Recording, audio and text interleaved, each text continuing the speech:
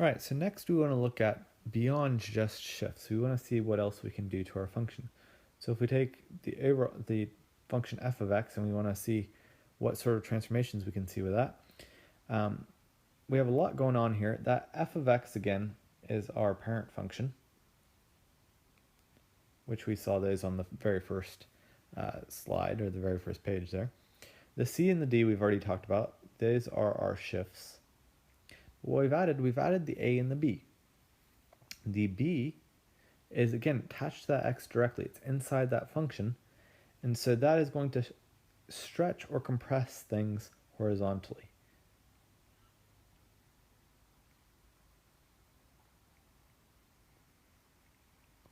Now, if we think about things being attached to the x, we said they are always backwards. So if we were to take b and multiply it by a number, so say 2 times 5, we would expect that to make it bigger, make it 10.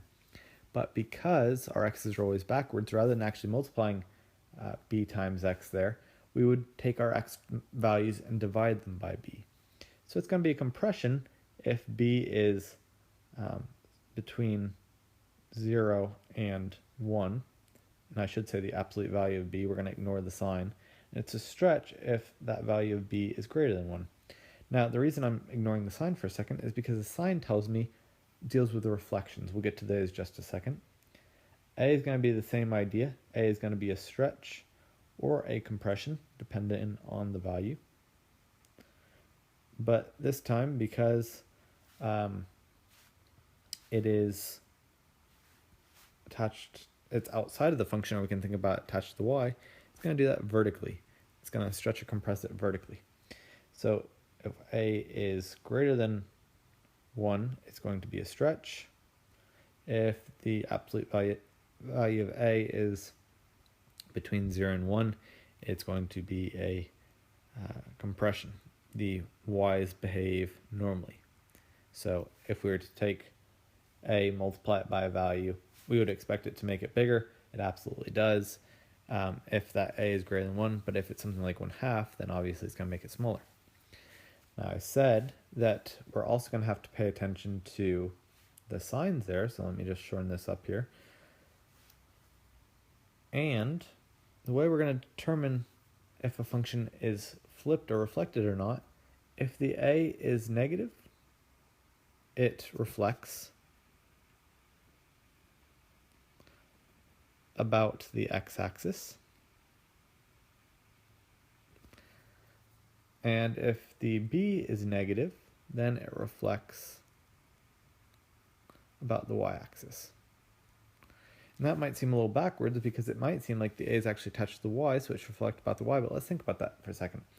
The a value is absolutely attached to the y, so let's say we had f of x to be negative x squared. We know what the x squared is supposed to look like. It looks like this right here, just a very brief sketch. If we make all those y values negative, well, 0 is obviously not going to change, but if we change that value, y value of 1 to a negative 1, we see which axis does that reflect around. It reflects around the x. We take that same value over here, that also reflects down, and so that's why it reflects over the x-axis. If we consider a different function, let's take f of x to be x cubed. Again, we'd start with the parent function. We know that that's going to look like this: 0, 0, negative 1, and then 1, 1. Here we're going to take, if we wanted to reflect it about the y-axis, I would make that x negative, so that value is going to jump over here. That one, of course, is not going to move. That one's going to move over here. Because what are we doing? We're changing all of x's signs. By sticking that negative attached to the x, we're changing x's signs. So let's put all these skills together. Let's take the function f of x is equal to negative 5 square root x minus 2 plus 4 on the outside. So we want to think about all our steps here. Obviously, we're dealing with the parent function, the square root of x. We know what that looks like: 0, 0, 1, 1, and then 4, 2.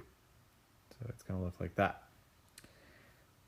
Next thing we're going to want to do is we want to do the horizontal shift, if there is one. And there is. That negative 2 right there is going to cause a shift to the right 2.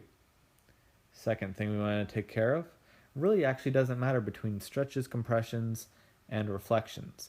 We need to make sure we do that horizontal shift first, and the vertical shift last. So we see we have -2, we have a negative, we have the 5, we have the 4. It's going to be 4 different steps. So the vertical shift is going to be the last thing. Up 4, that 4 is what's causing the vertical shift. That's going to be the last thing. The negative, which causes a reflection, and the 5, which causes a stretch. Doesn't matter which one we choose to do first. So let's go ahead, I don't know, we'll do the stretch first. So that's going to be a vertical stretch by 5 because it's being multiplied on the front, not inside the parent function. And then we're also going to reflect over the negatives on the outside, which means it's attached to the y, is going to reflect over the x. Okay, so we've got our work cut out for us on this one. Let's take the right 2 first.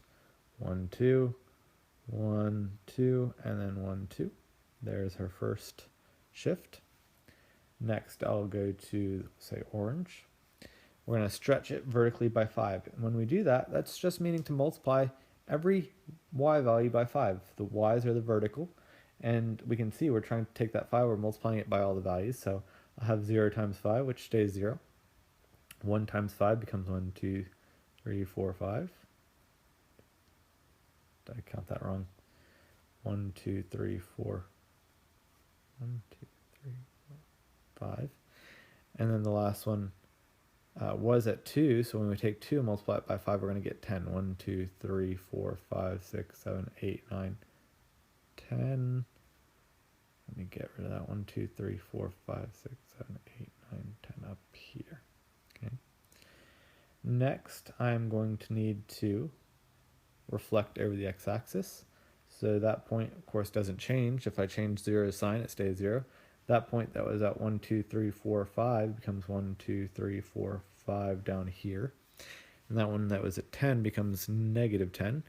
1, 2, 3, 4, 5, 6, 7, 8, 9, 10. We have one last step that I'll put in blue, up 4. So each of these points, I'm going to move up the yellow points 1, 2, 3, 4. 1, 2, 3, 4. And 1, 2, 3, 4. I never actually connected the yellow dots or the orange dots because I knew that's not where I was trying to get to. I waited till I finished my graph to connect them on the blue. And so the blue is my final function. That's my final picture. So once again, how did we do that one? We started by applying any horizontal shifts. That was the right 2. The last thing we had to do, that blue step, was any vertical shifts. In between stretches, compressions, reflections, they can be rearranged as you see necessary. And we just took each item line by line, following our rules, and got to our final blue function. A couple things to keep in mind. Never add, so when we did the vertical stretch by 5, I said that next point needed to be at 5. So we took the red point, we moved up here. We didn't add 5 to the red point, we actually counted up 5. So there's a lot going on in this picture, a lot to keep track of. If we'd prefer to jump to our table, we could have done that. So I went ahead and set up my table here. I cleared out the other functions. First thing I'm going to do is go to the right by 2. So I'm going to add 2 to all these values. 2, 0. 2 to all the x values, I should note. 3, 1, and 6, 2. Then we vertically stretch it by 5, which means we take our y's and we multiply our y's by 5. Then in the next step, we're going to reflect over the x, which means I'm going to make my y values negative. So really I could take care of both of those steps in one thing by, rather than applying a times 5 and then a negative y, I could multiply by negative 5y, just as the problem had originally indicated to do. And so we'd have 0 times negative 5 stays 2, 0. The 3 is going to stay the same, and then we'll have a negative 5, 1 times negative 5, and then 6, negative 10. Then for the last step there, we want to add 4 to all the y values, and so we're going to have 2, 4, 3, negative 1, and 6, negative 4. Hopefully this helps. If you have any other questions, please let me know.